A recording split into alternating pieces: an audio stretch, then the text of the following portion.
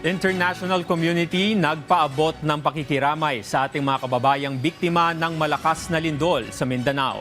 Iba't ibang tulong ipinangako si Gab Villegas sa sentro ng balita. Nagpaabot ng pakikiramay at nagpahayag ng kahandaan ng ilang bansa at organisasyon para tulungan ng Pilipinas na makabangon matapos ang pagtama ng magnitude 7.8 na lindol na tumama nitong Lunes ng umaga sa katubigan sakop ng Sarangani. Unang nagpahayag ng simpatya ang Estados Unidos.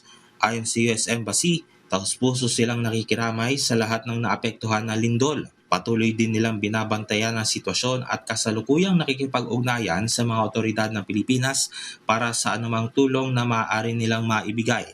Nangako naman ng agarang suporta ang bansang Japan. Ayon kay Japanese Prime Minister Sanae Takaichi, handang magbigay ang Japan ng lahat ng posibleng tulong na kakailanganin ng Pilipinas, patay na rin sa kung ano ang mga pangangailangan sa mga apektadong lugar.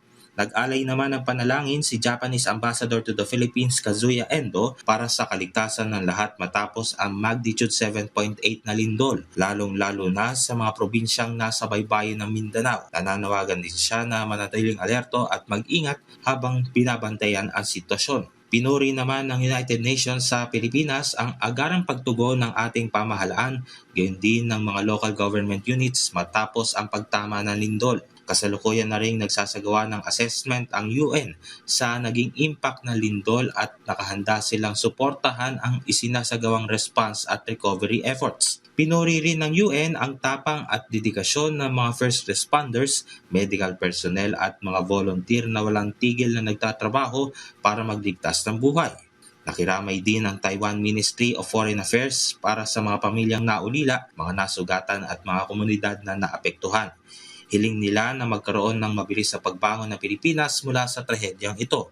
Samantala, nagpahayag din ng kalungkutan ang Chinese Embassy sa mga nasawi at sa mga pinsala na idinulot ng lindol sa Mindanao. Nakikiramay sila sa buong sambayan ng Pilipino at nagluluksa para sa mga namatay sa kalamidad. Nagpahayag naman ng pakikiramay ang bansang France sa mga pamilya at mahal sa buhay at pakikiisa para sa mga Pilipino, gayon din sa mga otoridad na tumutugon sa sakuna. Nagpahayag rin ang embahada ng bansang Germany ng pakikiisa sa mga Pilipino habang nagpapatuloy ang isinasagawang recovery efforts matapos ang lindol. Nagpaabot rin ng taus-pusong pakikiramay ang embahada ng New Zealand sa mga taga Mindanao na naapektuhan ng lindol.